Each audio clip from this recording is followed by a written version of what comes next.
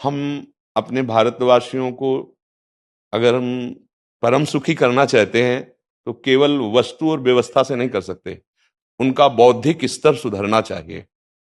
आज हमारे समाज का बौद्धिक स्तर गिरता चला जा रहा है, बहुत चिंता का विषय है।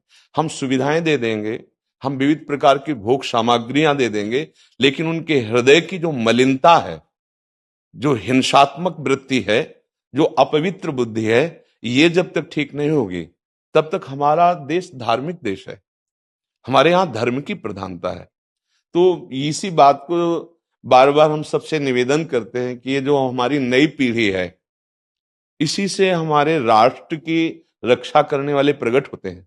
जो विद्यार्थी जन है, उन्हीं में कोई एमएलए बनता है, उन्हीं में कोई सांसद बनता है, उन्हीं में कोई मुख्यमंत्री बनता है, उन्हीं में कोई राष्ट्रपति या प्रधानमंत्री उन्हीं में अपने लोग भी सब थे। अब हमारी शिक्षा केवल आधुनिकता का स्वरूप लेती जाए और व्यभिचार प्रवृत्ति, व्यसन प्रवृत्ति, हिंसा प्रवृत्ति, ये नई पीढ़ी में देखकर बहुत असंतोष हृदय में होता है। इसीलिए कितनी भी शरीर में पीड़ा हो, हम प्रयास करते हैं जितने से जितने सामने हमारे भगवत स्वरूप जन आते हैं, पहले बुद्धि शुद्ध होनी चाहिए। मय्ये वो मन आदत्स्व मई बुद्धिम निवेश है, तो निवशिष्यति मय्ये व अत ऊर्ध्वम न संशया, तू मेरे में ही निवास करेगा, अर्थात भगवदानंद में। अविनाशी जीव कभी भोग विलास में तृप्त हो ही नहीं सकता। हम अगर अपने राष्ट्र की विशेष सेवा, तो हमारे धर्म का परिचय, जैसे आप जन करते हैं, धर्म का हमारा क्या स्वरूप है, हमारे जीवन का लक्ष्य क्या है। हमें जितना राम जी प्रिय हैं, कृष्ण जी प्रिय हैं, उतने भारत देश हमारे लिए प्रिय है। जैसे राम भक्त, कृष्ण भक्त, वैसे हमारे भारत देश का हर जन जन हमारा आदरणीय और पूजनीय। पर अब जो मानसिकताएं बन रही हैं, वो हमारे धर्म और हमारे देश के लिए लाभदायक नहीं होंगे। व्यसन का इतना बढ़ता स्वरूप, व्यभिचार का इतना बढ़ता स्वरूप, हिंसा का इतना बढ़ता स्वरूप, ये बहुत ही विपत्तिजनक है। अगर ये बढ़ता रहा तो हम विविध प्रकार की सुख सुविधाएं देने पर भी अपने देशवासियों को सुखी नहीं कर पाएंगे, क्योंकि सुख का स्वरूप विचार से होता है।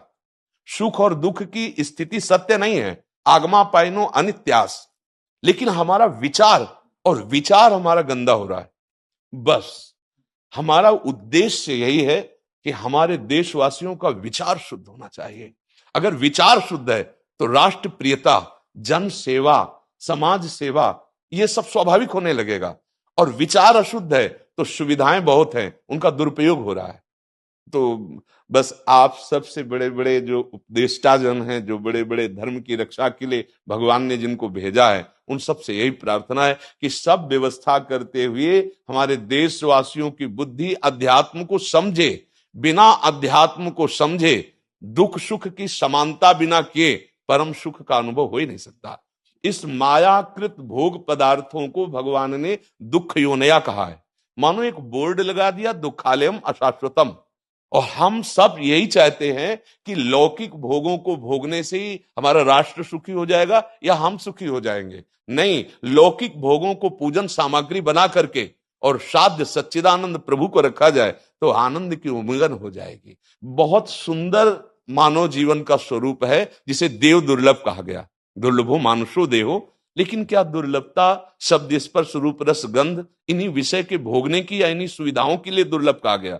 दुर्लभ है किसी सच्चिदानंद सुख के लिए। और उस सुख को तो हम भूले हुए, एकदम बहते हुए शब्द स्पर्श रूप रस गंध के प्रवाह में चले जा रहे हैं और इसी को सौभाग्य समझ रहे हैं कि हमें सुख प्राप्त हो रहा है। नहीं, हम सबसे प्रार्थना करते हैं कि आप अपने धर्म को समझिए। आप अपने स्वा को जहां जहां स्थापित करते चले जा रहे हैं, आप उसे गंदा करते चले जा रहे हैं। मदिरा में, हिंसा में, द्यूत कीड़ा में, बेविचार में, इसे दोष नहीं समझा जा रहा आज। और हमारे शास्त्र और हमारा धर्म इसको निषेध करता है। कलयुग की स्थिति बताई गई है। छोटे छोटे बच्चे व्यसन करने में लग गए। आज स्कूली विद्यार्थी जिनको ब्रह्मचर्य से पुष्ट होना चाहिए, वो ब्रह्मचर्य नष्ट कर रहे हैं। ये बड़ा चिंता का विषय है। हमारे देश के लिए जो जवान चाहिए, हमारे देश के लिए जो भक्ति चाहिए, उसमें बुद्धि और शरीर बल दोनों होना चाहिए। शरीर बल क्षीण हो रहा है क्योंकि व्यभिचार प्रवृत्ति में बहुत कमजोर अवस्था में, जैसे गेहूं की फसल है और गलेथ में काट ली जाए तो ना दाना मिलेगा ना सही भूस मिलेगा। ऐसे ही 20 वर्ष की अवस्था तक यदि ब्रह्मचर्य नष्ट कर दिया जाए तो वो गृहस्थ के योग्य में नहीं रह सकता। राष्ट्र सेवा की क्या बात है। हमारे राष्ट्र सेवा के लिए बहुत विशाल हृदय की आवश्यकता है, हमारे शरीर को बहुत स्वस्थ रखने की आवश्यकता है, तभी हम समाज सेवा, राष्ट्र सेवा। तो शरीर और बुद्धि दोनों का स्वस्थ होना बहुत आवश्यक है। तो शरीर को तो नष्ट किया जा रहा है विषय भोगों में। लोग समझने लगे हैं कि मांस खाने से हमारा स्वास्थ्य अच्छा रहेगा, हम बलवान बनेंगे। अध्यात्म बल नहीं तो तेरे शरीर की चर्बी बढ़ा ले, लेकिन तू न काम पर विजय प्राप्त कर सकता, न क्रोध पर, न लोभ पर, न मोह पर, न हिंसा पर। फिर क्या जीवन। तो इसीलिए हमारा बार बार हृदय में सबसे प्रार्थना है, जिस संत भगवान भी आते हैं कि देखो इस समय आवश्यकता विचार शुद्ध करने की है, आहार शुद्ध करने की है, आचरण शुद्ध करने की है। हमारे देश ने चरित्र की पूजा की है। रावण किसी बात में कम नहीं था। आज भी कोई शिव अगर अभिषेक होता है तो तांडव स्तोत्र उसी का गाया जाता है, जटाटवी गलत ज्वल प्रवाह पावित स्थले।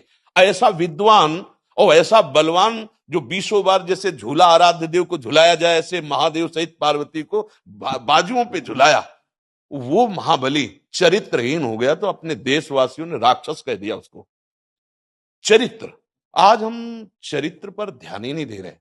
चरित्र बेचना मतलब कोई समझ में नहीं आ रहा। छोटे छोटे बच्चे चरित्रहीन हो रहे हैं। हमारा राष्ट्र संकट में पड़ जाएगा अगर हमारे बच्चे व्यवस्थित नहीं हुए, उनकी बुद्धि शुद्ध नहीं हुई, उनका स्वास्थ्य ठीक नहीं रहा। कौन आगे चल करके है? यही पीढ़ी तो है ना, इन्हीं में से तो निकलते हैं हमारे राष्ट्र भक्त, भगवत भक्त, देश सेवी। तो सबसे यही प्रार्थना है कि हमारे नई पीढ़ी को सुधारा जाए।